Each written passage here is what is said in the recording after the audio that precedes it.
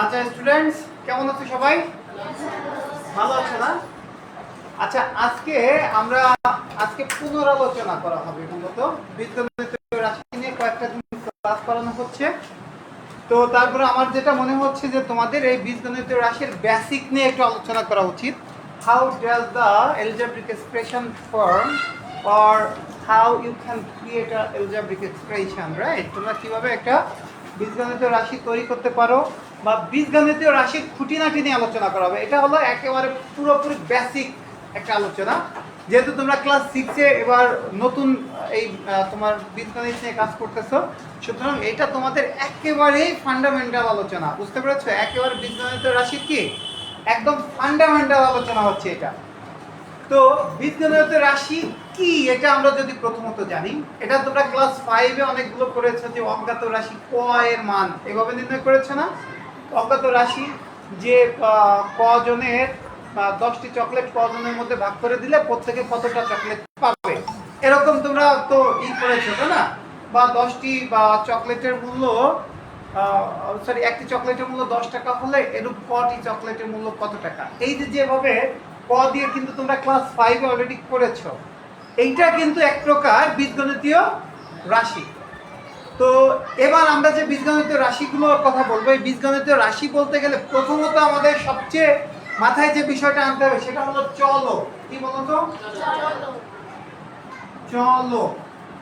আচ্ছা, এখন বিষয়টা হলো যে চলক কি, চলক কি এই বিষয়টুকু আমাদের জানতে হবে।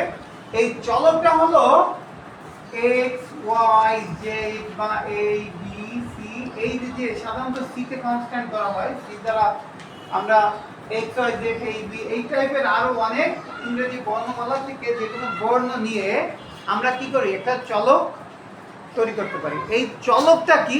চলকের মান, the value of the variant is variable, বুঝতে পেরেছো? এই যে চলক, এই চলকের মান হচ্ছে পরিবর্তনশীল। কি বলতো? পরিবর্তনশীল। এটা কনস্ট্যান্ট না। কনস্ট্যান্ট মানে কি একেবারে নির্ধারিত। যেমন মনে করো 2 এর মান কত? 2। 5 এর মান কত? 5। 10 এর মান কত? 10। এরকম যে কনস্ট্যান্ট বলা হয়, যেটা ধ্রুবক বলা হয়, এরকম ধ্রুবক না, ঠিক আছে? যেটার মান তোমার বিভিন্ন শর্ত সাপেক্ষে পরিবর্তনশীল, সেটাকে কি বলা হয়? চলক, বুঝতে পেরেছো? তাহলে এই চলকগুলো সাধারণত কি এক্স ওয়াই জেড এই বি এইভাবে কি করা হয়? প্রকাশ করা হয়, ঠিক আছে? তাহলে যেমন মনে করো যে আমরা বলতে পারি 5x, এখানে x এই 5x এটা কিন্তু একটা বীজগণিতীয় রাশি। 5x টা হচ্ছে কি একটা বীজগণিতীয় রাশি আমরা বলতে পারি। আর এই 5x এর মধ্যে x যেটা, x হচ্ছে কি একটা চলক। তাহলে এখানে x হচ্ছে একটা কি চলক, কারণ এখানে 5 এর মান নির্দিষ্ট হলো, x এর মান কি নয়? নির্দিষ্ট নয়, অনির্দিষ্ট। তাই x কে কি বলা হয়? চলক। এখন প্রশ্ন হলো, একটা রাশিতে কি একাধিক চলক থাকতে পারে? একটা বীজগণিতীয় রাশিতে কি একাধিক চলক থাকতে পারে কি না? ঠিক আছে, এটা হলো আমাদের প্রশ্ন। তাহলে তোমরা কি বলতে পারবে যে গালিব বলো তো, একটি রাশিতে একাধিক চলক থাকতে পারে কিনা? ইয়েস, থাকতে পারে। থ্যাংক ইউ, ক্লাব করতাম গালিব। আচ্ছা, তাহলে একটা রাশিতে একাধিক চলক কিন্তু থাকতে পারে। যেমন মনে করো ax + 5y বা আমরা x² + 5xy এরকম লিখলাম নাকি? এখানে দেখো আমাদের কিন্তু দুটো চলক আছে। কি কি আছে? x একটা চলক আর একটা চলক আছে কত? y। xy না, শুধু y। x একটা চলক আর একটা চলক হচ্ছে y। তাহলে এখানে x এবং y দুটো কিন্তু কি আছে? চলক আছে। তাহলে একটা রাশিতে একাধিক চলক থাকতে পারে এবং চলকগুলোর চেহারা কিরকম হবে? ABC থেকে আমরা সাধারণত নেব, ঠিক আছে? ABC থেকে যে কোনো লেটারগুলো নেব। ইন জেনারেলি সি লেটারটাকে কনস্ট্যান্ট হিসেবে ধরা হয়। সি লেটারটা যেমন ax² + bx + c, ax² + bx + c, এটা হলো একটা স্ট্যান্ডার্ড বীজগণিতীয় রাশি। কি বলতো? ax² + bx + c, এটা হলো কি একটা স্ট্যান্ডার্ড বীজগণিতীয় রাশি। এখানে x কে ধরা হয় কি?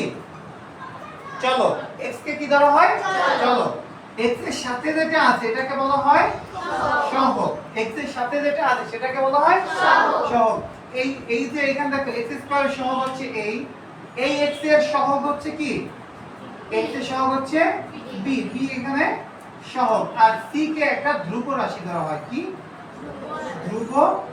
ধ্রুব পদ আর কি, ধ্রুব পদ। c হচ্ছে ধ্রুব পদ, c ফর কনস্ট্যান্ট। তো এই কনস্ট্যান্ট থেকে c টা নেওয়া হয়েছে। Do you understand? তাহলে আমরা এখানে বুঝতে পারলাম যে একটা বীজগণিতীয় রাশিতে কি কি থাকে। দেখো এটা হচ্ছে একটা আদর্শ বীজগণিতীয় রাশি।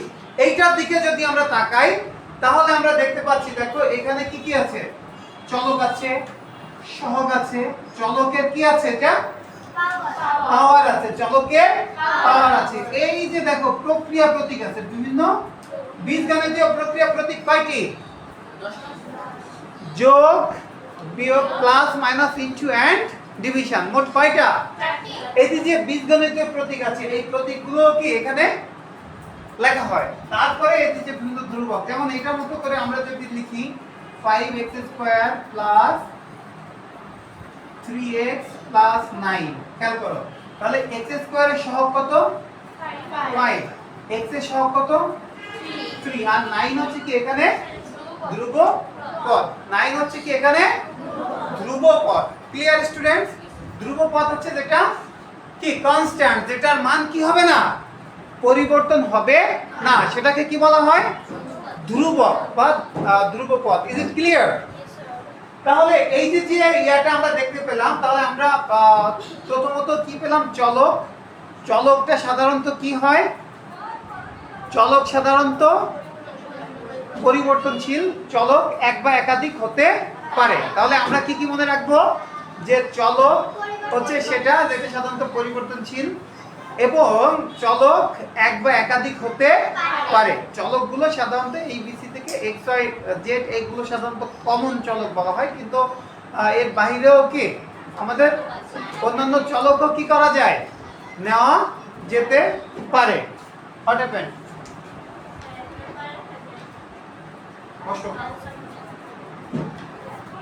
আচ্ছা এবার দেখো, তাহলে আমরা চলক বুঝতে পেরেছি। তাহলে চলক কি হতে পারে? চলক পরিবর্তনশীল, চলকের মান সাধারণত পরিবর্তনশীল। চলক একটা রাশি মানে একটা বীজগণিতীয় রাশিতে এক বা একাধিক চলক থাকতে পারে। ক্লিয়ার বিষয়টা? আচ্ছা এবার আসো, আমরা যদি একটা বীজগণিতিক রাশিকে আমরা যদি একটা মালার সাথে তুলনা করি। কিসের সাথে? মালা আছে না, আমরা মালা গাঁথি। কি দিয়ে মালা গাঁথি? বিভিন্ন পুঁথি দিয়ে আমরা মালা গাঁথি, তাই না? এই যে পুঁথিগুলো, পুঁথিতে তোমার মানে একটা মালায় কতগুলো পুঁথি থাকে? একটা মালায় কতগুলো পুঁথি থাকে? একাধিক, অসংখ্য পুঁথিও রাখতে পারে। আবার অনেক সময় আমরা একটা পুঁথি দিয়েও কিন্তু কি মালা বানাই না? একটা পুঁথি দিয়ে দিলাম বা একটা ব্রেসলেট, ওই যে কি বলে তোমার লোগোর মতো নিচের দিয়ে একটু লম্বা সুতা দিয়ে বেঁধে দেওয়া, লকেট টাইপের, তাই না? এটাও কিন্তু হতে পারে। তাহলে আমরা কি বুঝলাম? যে একটা মালা আমরা যদি if we compare an algebraic expression to a chain, then what will happen? তখন কি হবে যদি আমরা এই যে মালার সাথে ইয়াটা তুলনা করি? তাহলে কি হয় দেখো, মালা একটা পুঁথি দিয়েও কি হতে পারে। তাহলে বীজগণিতিক রাশিও কি একটা পুঁথি দিয়ে হতে পারে, মানে একটা পদ দিয়ে হতে পারে। যেমন তোমার এই যে মালাতে প্রত্যেকটা পুঁথিকে আলাদা আলাদা ভাবে কি মানে প্রত্যেকটা এই যে গোল গোল ইয়া থাকে এটাকে কি বলা হয়? পুঁথি বলা হয় না? আর এর যে বীজগণিতে যে রাশি, এই রাশিকে প্রত্যেকটা এই যে পুঁথি যদি ধরো এটাকে বলা হয় হলো কি পদ। তাহলে মালা যেমন একটা পদের হতে পারে, মানে একটা পুঁথির হতে পারে, ঠিক তদ্রূপ বীজগণিতীয় রাশিও কি একটা পদের হতে পারে। যেমন আমরা দেখলাম যে 5x, এই যে 5x, এখানে কয়টা পদ আছে? একটা। 5 আর x মিলে বলো তো 5 আর x এর মধ্যে কি সম্পর্ক? গুণের সম্পর্ক। এটা কিন্তু ডিনোট করে 5 into x। আন্ডারস্ট্যান্ড? এই 5x মানে 5 into x মানে x এর 5 গুণ। তাহলে তোমরা কি খেয়াল করেছো যে বীজগণিত এক্সপ্রেশন বাংলা একটা বাক্যের মতো? আমরা x এর 5 গুণ যে কথাটা বলি সেটাকে কিন্তু 5x বা 5 into x এটা দ্বারা বোঝাচ্ছি।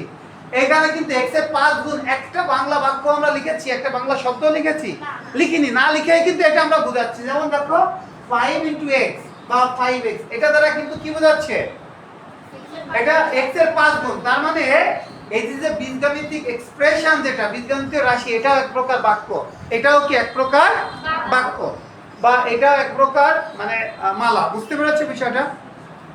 তাহলে এই যে ইয়াটা খেয়াল করো, এই যে 5x আছে, এই 5x টা এটা কি একটা পদ, এটা কি একটা পদ।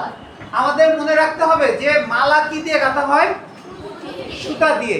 এই যে এক বা একাধিক পুঁথিকে আমরা কি দিয়ে, সুতা দিয়ে গেঁথে গেঁথে কি করি, মালা বানাই না?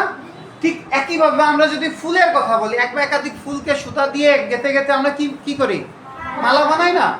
ঠিক একই রকম এই যে বীজগণিতীয় রাশি, এটাকেও গাঁথার জন্য সুতা প্রয়োজন। সেই সুতাটা কি বলতো?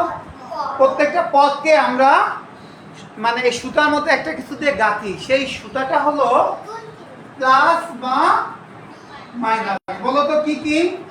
প্লাস বা মাইনাস, প্লাস বা মাইনাস।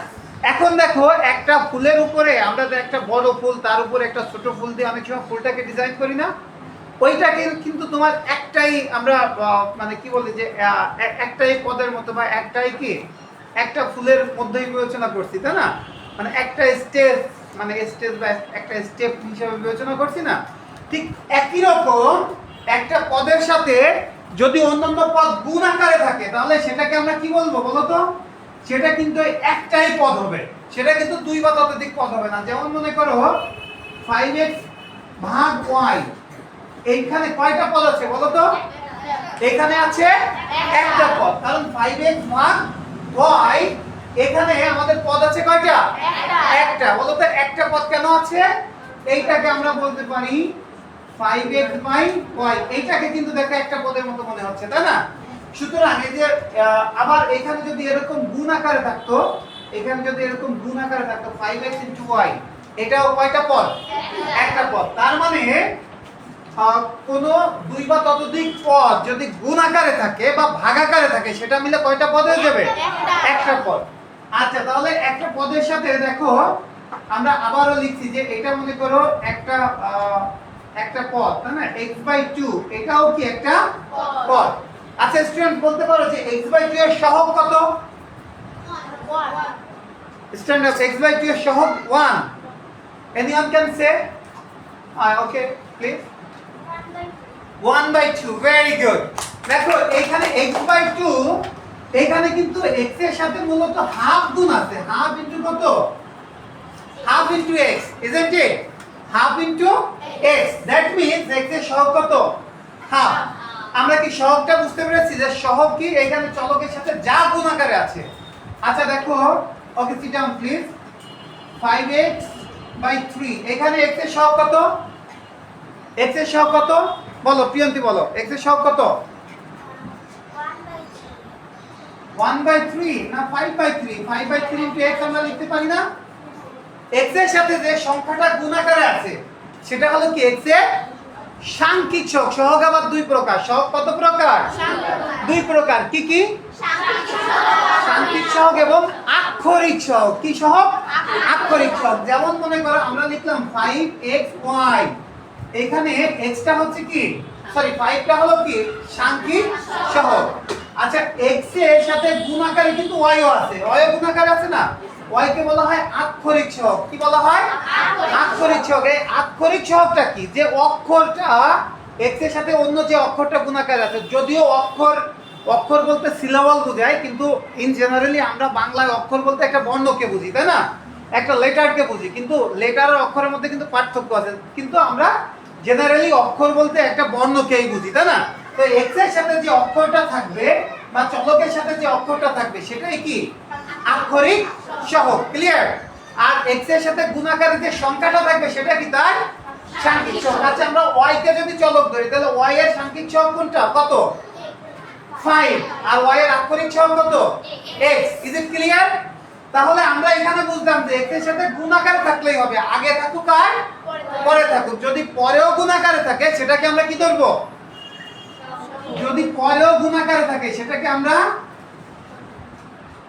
সেটাকে যেমন মনে করো 5 সরি x ইনটু 5, এখানে কিন্তু আমরা 5 কে কি বলবো, সহগ বলবো। আচ্ছা বলো তো কোন সংখ্যা গুণাকারে নাই y এর সহগ কত? y কত মারিয়াম বলো? 1। y এর সহগ হচ্ছে 1, কারণ কি এখানে আমরা লিখতে পারি 1 ইনটু y, তাই তো?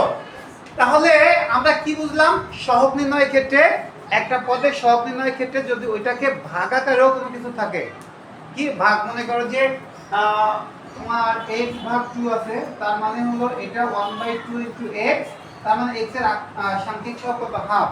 বা যদি এরকম থাকে 6 বাই কত 7, 6x/7, এইখানে এটা হচ্ছে কি তার কি সাংখ্যিক সহগ। অথবা যদি আমরা বলি y ইনটু 2/3, এখানে 2/3 হচ্ছে কি তার কি সহগ, সাংখ্যিক সহগ। তাহলে সহগ সংক্রান্ত বিষয়টা আমরা বুঝতে পেরেছি। আচ্ছা সহগ সংক্রান্ত বিষয় যদি বুঝতে পারি, এবার আসবো পদে। এবার আসবো কি পদ। ওই যে যেটা বলেছিলাম যে একটা রাশিতে কি কয়টা পদ থাকে, এক বা একাধিক পদ থাকে।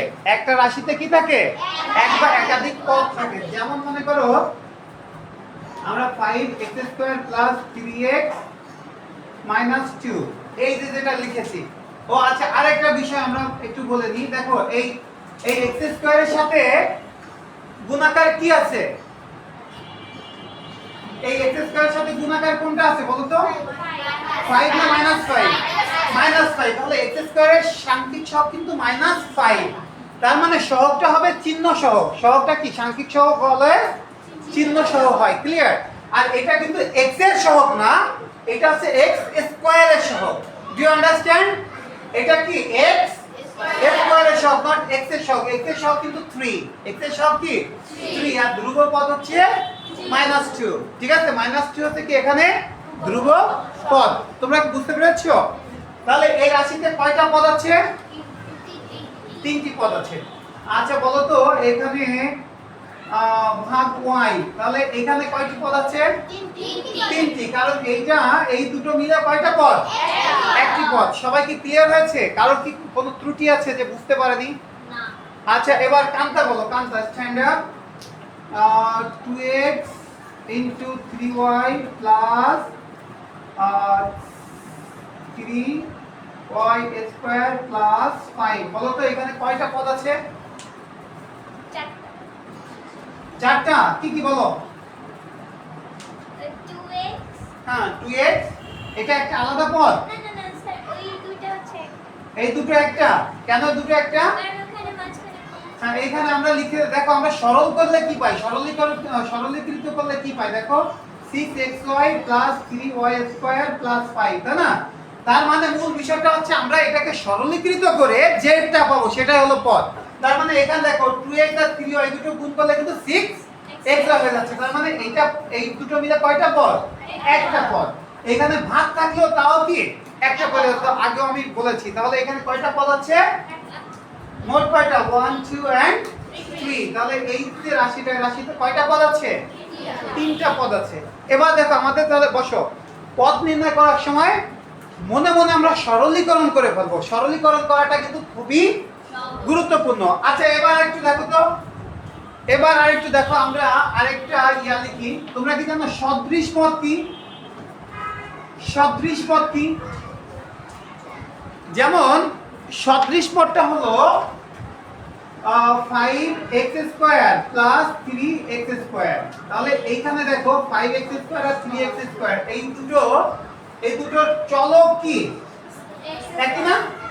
দুটো যেহেতু সাংখ্যিক সহগ বাদে বাকি অংশটুকু যদি একই থাকে তাহলে সেই পদগুলোকে কি বলে, সদৃশ পদ। আপনারা বুঝতে পেরেছেন? তাহলে কি পদ, সদৃশ পদ। এই দুটো হচ্ছে সদৃশ পদ। আচ্ছা দেখো সদৃশ পদ মূলত এই কথাটার সাথেই, মানে এই যে টার্মটা আমরা লিখেছি সদৃশের সাথে, দৃশ্য মানে দৃশ্য, দেখতে যেটা একই রকম। ঠিক আছে, তাহলে এইখানে দেখো x² একই রকম মনে হচ্ছে না? তাহলে যে পদগুলোতে তোমার চলক গুলো সব একই থাকে, অর্থাৎ সাংখ্যিক সহগ বাদে বাকি যা আছে সব যদি একই থাকে তাহলে সেটাকে কি বলে, সেটাকে বলে সদৃশ পদ। ক্লিয়ার? আচ্ছা তাহলে বলতে পারবে এইখানে কয়টা পদ আছে?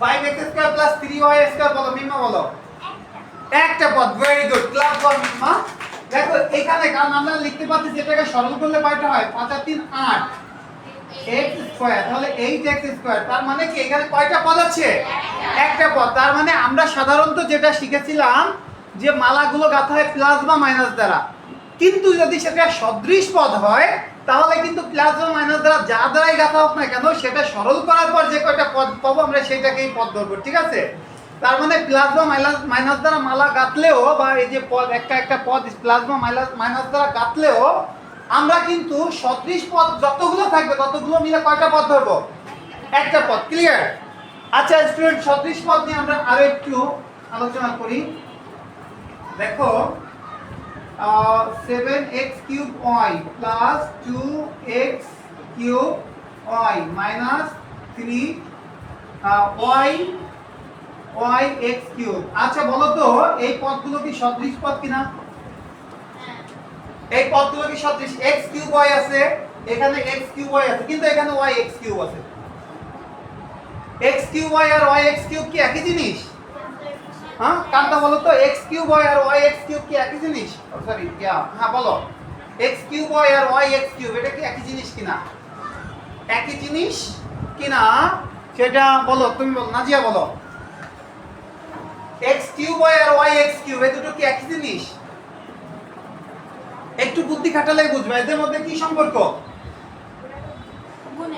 গুণের সম্পর্ক আচ্ছা দেখি আমি আরেকটু বলো বলো হ্যাঁ রুকায়া বলো এটা একই পদ নাকি কেন কারণ দেখো আমরা যদি এরকম 2 গুণ 3 আর 3 গুণ 2 দেই তাহলে ফলাফল কত হয় বলো তো 6 যেহেতু এগুলোর মধ্যে গুণ সম্পর্ক এটার মধ্যেও কি সম্পর্ক গুণ সম্পর্ক তো গুণ সম্পর্ক হলে এটার মান আর এটার মান গুণ করলে গুণফলটা একই আসবে তার মানে আমরা যদি গুণক যদি স্থান বিনিময় করে তাহলে তাদের মানের কি হয় না কোনো পরিবর্তন হয় না দ্যাটস ওয়াই এগুলোকে আমরা কি বলি সদৃশ পদ ক্লিয়ার এগুলো কি কোন সদৃশ পদ তাহলে সদৃশ পদগুলো এখানে কয়টা পদ আছে বলো তো এখানে কয়টা পদ how many terms are there কয়টা পদ আছে আচ্ছা তোমরা বসে দেখি বলো প্রীতি বলো কয়টা পদ আছে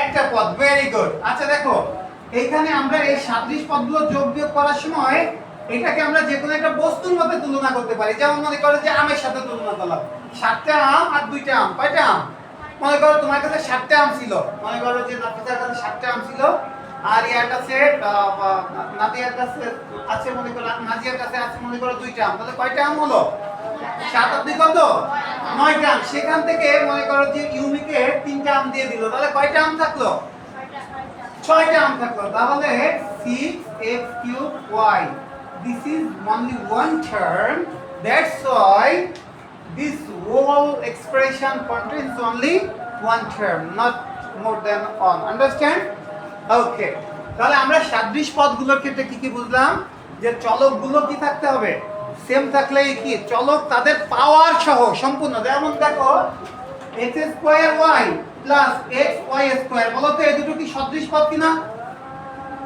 x স্কয়ার y আর x y স্কয়ার এই দুটো কি সদৃশ পদ এই দুটো কিন্তু সদৃশ পদ নয় কারণ কি এখানে x এর উপর স্কয়ার আছে আর এখানে শুধু y আছে আর এখানে y এর উপর স্কয়ার আছে তার মানে কি এই দুটো কিন্তু সদৃশ পদ না যদি এরকম হতো x স্কয়ার y স্কয়ার তাহলে কিন্তু এটা কি হয়ে গেল সদৃশ পদ তার মানে সদৃশ পদ হতে গেলে আপনারা কি বুঝতে পারছেন সদৃশ পদ হতে গেলে আমাদের পাওয়ার সহ এক হতে হবে কি এই যে এখানে x square y square x এর পাওয়ার যা y এর পাওয়ারও সেম সবগুলো একেবারে all everything will have to be same understand যদি সবকিছু সেম থাকে in that case we will regarded all both term as one term understand otherwise কিন্তু আমরা বলতে পারবো না যে এগুলো একই পদ তাহলে সদৃশ পদ নিয়ে আমরা কি শিখলাম সদৃশ পদের ক্ষেত্রে আমরা শিখলাম যে সংখ্যা সহগ বাদে বাকি যা থাকবে সবই কি হবে সেম থাকবে বাকি সবই সেম থাকবে যেমন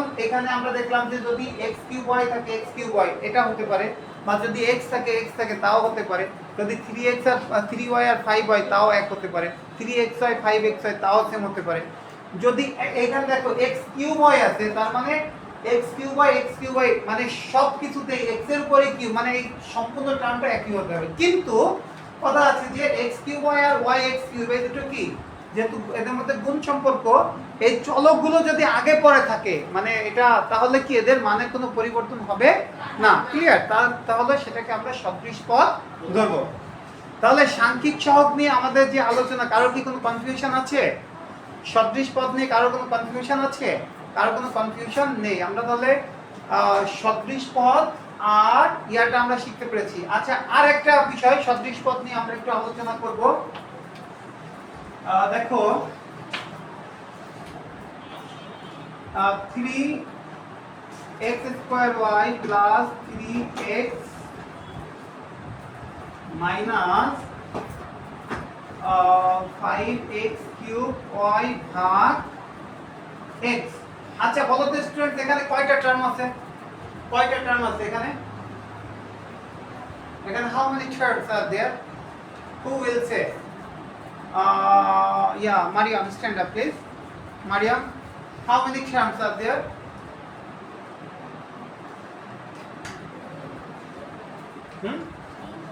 তিনটা, 3. Okay, yeah, Rafsan. তিনটা. Okay, anyone else? You, Tahamid, Mukid, Rafia. তিনটা. Okay, Sanim. তিনটা. Yeah, Mimma. দুইটা। কেন দুইটা? স্যার এই পাশে ভাগ হিসেবে আছে, তার মানে ওই দুটো নিয়ে একটা হবে। আচ্ছা দেখো তো, এখানে আমরা 3x square y plus 3x, এইটাকে আমরা কি করতে পারি দেখো তো, 5x কিউব y, এটাকে আমরা x দ্বারা ভাগ করতে পারি না? আমরা সরলীকরণ করলে কি হয়, 3x বসে, সবাই বসো, প্লাস 3x মাইনাস এইখানে দেখো 5x কিউব কে x দ্বারা ভাগ করলে কত হয়, x স্কয়ার আর y, এই হয় না? x কিউব কে যদি আমরা x দ্বারা ভাগ করি তাহলে কত পাচ্ছি, x স্কয়ার y। আচ্ছা দেখো তো, এখানে 3x স্কয়ার আর মাইনাস 5x স্কয়ার y, তাহলে কত থাকে, minus 2x square y plus 3x, এই থাকে না? তাহলে how many terms are there? কয়টা টার্ম আছে এখানে? দুইটা। তাহলে এই বীজগণিতিক রাশি যেটা, এটাতে কয়টা পদ আছে? দুইটা পদ। আপনারা বুঝতে পেরেছেন? এই যে ইয়াটা থাকবে, মানে এই যে আমাদের ভাগ আকারে যদি থাকে, আমরা তখন দেখবো যে চলক চলক কেটে আবার সেম হয়ে যায় কিনা। যদি চলক চলক কেটে সেম হয়ে যায়, তবেও সেটা কি থাকবে, সদৃশ পদ থাকবে। Is it clear? তাহলে আমরা এই আজকের লেকচার থেকে কি কি বুঝতে পারলাম, যে বীজগণিতিক রাশিতে প্রধানত কি থাকে, তোমার চলক থাকবে, চলকের সাথে কি থাকে, সহগ থাকে। সহগ আবার দুই প্রকারের সহগ থাকে, কি, একটা সাংখ্যিক সহগ, আরেকটা আক্ষরিক সহগ। সাংখ্যিক সহগ যে কোনো সংখ্যা প্লাস বা মাইনাস সহ হবে, আক্ষরিক সহগ হচ্ছে তোমার অন্য যে কোনো অক্ষর হবে। আর তারপরে হচ্ছে শিখলাম যে প্লাস বা মাইনাস দ্বারা সাধারণত আমাদের কি করা হয়, যে কোনো পদ মানে পদ গেঁথে গেঁথে একটা বীজগাণিতিক এক্সপ্রেশন তৈরি করা হয়। এই যে বীজগাণিতিক এক্সপ্রেশনগুলো, এই বীজগাণিতিক এক্সপ্রেশনগুলোর ক্ষেত্রে মানে তোমার বাদে, সাংখ্যিক সহগ বাদে বাকি অংশ যদি সেম থাকে, তাহলে সেটা হয়ে যাবে সদৃশ পদ। আর আমরা কেবল এই সদৃশ পদগুলো যোগ বিয়োগ করতে পারি। যোগ বা বিয়োগ করার ক্ষেত্রে কেবলমাত্র আমরা সদৃশ পদগুলোরই কি যোগ বা বিয়োগ করতে পারি। আপনারা বুঝতে পেরেছেন? আচ্ছা, কারো কোনো প্রশ্ন আছে এই অংশ নিয়ে? এই অংশ নিয়ে প্রশ্ন আছে? কারো প্রশ্ন নেই? আচ্ছা, আমরা বাকি অংশ পরবর্তী ক্লাসে আলোচনা করব। এই বীজগাণিতিক এক্সপ্রেশনের বাকি যে অংশটুকু, এটা নিয়ে পরবর্তী ক্লাসে আলোচনা করা হবে। তো ঠিক আছে, ভালো থাকবে।